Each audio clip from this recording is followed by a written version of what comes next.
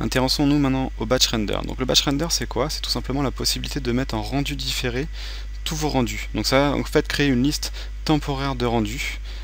Et vous allez pouvoir lancer l'application Batch Render pour lancer ces calculs-là indépendamment en fait du logiciel Artlantis.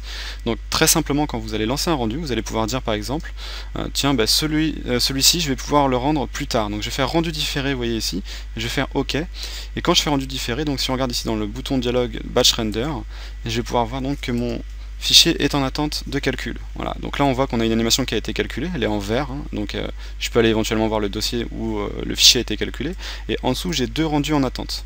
Donc vous allez pouvoir choisir éventuellement où vous allez la sauvegarder en cliquant sur destination, si vous voulez changer en fait l'emplacement de sauvegarde de votre rendu.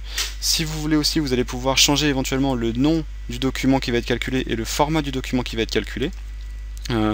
Ensuite, vous allez pouvoir aussi éventuellement dire, bah tiens, je suis dans Artlantis, là j'ai un fichier, je vais pouvoir éventuellement choisir une animation et dire j'ajoute toutes les vues d'animation. Dans ces cas-là, il va m'ajouter toutes les animations en calcul en attente temporaire. Donc je vais faire ajouter les vues. Et vous voyez qu'il va prendre les 3 animations que j'ai présentement dans mon fichier ici. Donc si on regarde là, dans la partie animation, voilà, donc j'ai bien 3 animations en attente qui vont être donc calculées plus tard par le batch render.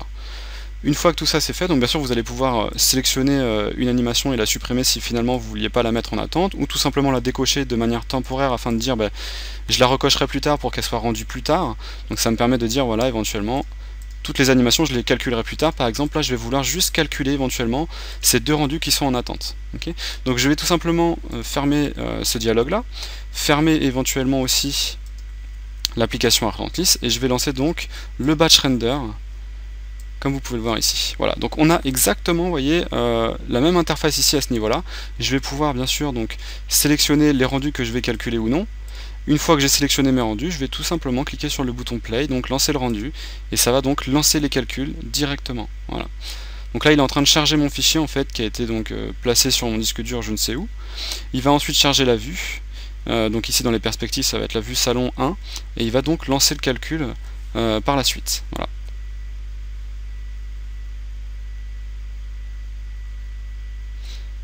Voilà, donc on voit que le traitement est en cours.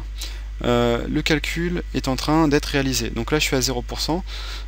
C'est un calcul qui va être réalisé donc sur le bureau. Donc on le voit qu'il y a les fichiers temporaires qui sont en train d'apparaître ici. Et on voit le calcul se dérouler. Si jamais vous voulez voir éventuellement la fenêtre de rendu, vous pouvez la lancer et automatiquement vous voyez rapidement donc un petit aperçu du calcul qui est en cours. Une fois que ça sera terminé, le calcul apparaîtra en vert. S'il y a eu un souci éventuellement, vous pourrez relancer le calcul sans problème en le recochant et en le recalculant, sans problème. Donc ensuite vous allez avoir tout simplement donc le fichier calculé sur votre bureau. Voilà comment fonctionne le batch render.